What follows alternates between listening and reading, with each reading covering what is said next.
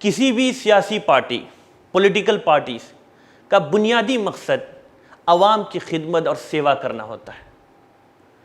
لیکن سوال یہ ہے کہ ہمارے ملک عزیز کی سیاسی پارٹیوں کا، پولیٹیکل پارٹیوں کا اس سلسلے میں کیا رویہ رہا ہے؟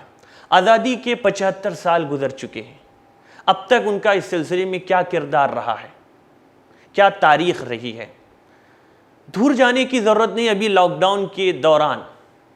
بے روزگار ہونے والے لاکھوں مہاجر مزدور پیدل سفر کرنے پر مجبور تھے، جس کو ہم نے ٹی وی اسکرین پر بھی دیکھا، سوشل میڈیا میں جس کی ویڈیوز بھی دیکھی، تصویریں بھی دیکھی، اور بعض لوگوں نے خون کے آنسو رونے پر بھی بعض لوگ مجبور ہوئے کہ کیا صورتحال رہی۔ تقریباً 2 ماہ تک لاکھوں مزدور راستوں پر مارے مارے بھٹکتے رہے، اور ایک رپورٹ کے مطابق گھر واپسی کی کوشش کے دوران اب تک 150 سے زیادہ مزدور ہلاک ہو چکے ہیں۔ لیکن ان سب مصائب اور مشکلات کو جھیلنے کے بعد جب ان کو ٹرین کے ذریعے اپنے علاقے لوٹایا جا رہا تھا تو آپ کو یہ بھی معلوم ہوگا اور آپ نے یہ خبر بھی پڑھی تھی کہ بی جے پی حکومت کسی طرح بھی ان کی ٹکٹ معاف کرنے کے لیے تیار نہیں ہوئی، گویا ان کی ٹکٹ کے لیے بی جے پی کے پاس روپیے نہیں تھا۔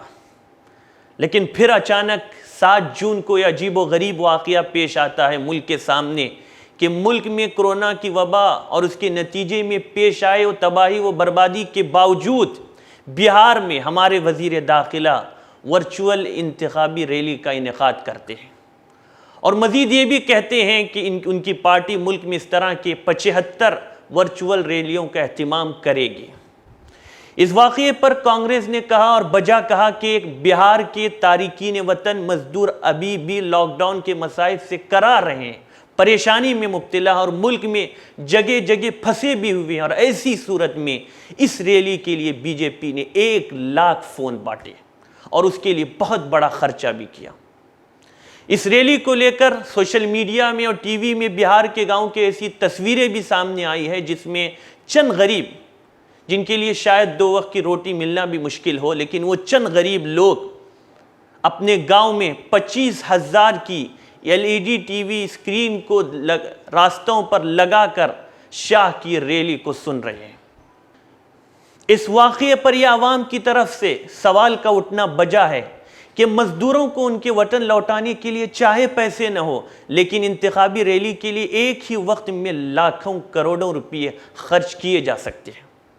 کانگریس کے سینئر لیڈر اور سابق مرکزی وزیر اکھلیش پرساد سنگھ کے مطابق بہار کے تارکین وطن مزدور اب بھی مختلف ریاستوں میں پھنسے ہوئے ہیں، تو حکومت کو سب سے پہلے ان کو واپس ان کے گھر لانے کا کام کرنا چاہیے تھا،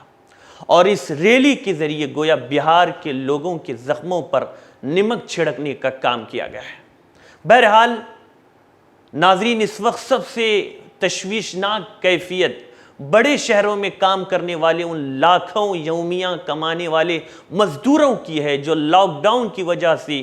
2 وقت کی روٹی سے محروم ہے اور مستقبل کی امید کھو کر اپنے گھروں کو جانے کے لیے پیدل ہی نکل پڑے تھے، اور پھر پولیس کے ذریعے روک دیے جانے پر سڑکوں اور میدانوں میں کھلے آسمان کے نیچے قدرت اور قسمت کے رحم اور کرم پر پڑے تھے۔ اور پھر ان میں سے ایک تعداد، بڑی تعداد تو اب بھی ایک بڑی تعداد ایسی ہے جو پھنسی ہوئی ہے، لیکن ایک تعداد ان مصائب کو جھیل کر اپنے علاقے پہنچنے میں کامیاب ہوئی، لیکن اب ان کے سامنے ان کا روزگار ہے، ان کا مستقبل ہے۔ اب وہ پھر سے اپنے مستقبل کی اپنے روزگار کے لیے کیسے جوڑیں گی، یہ بہت بڑا سوال ہے، اور ایک بہت بڑی حکومت کی بھی ذمہ داری ہے کہ ان لاکھوں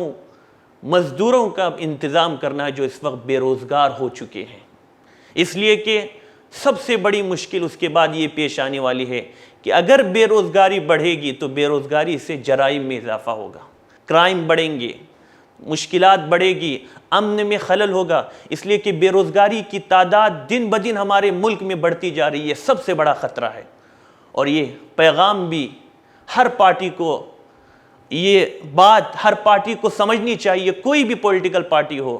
کہ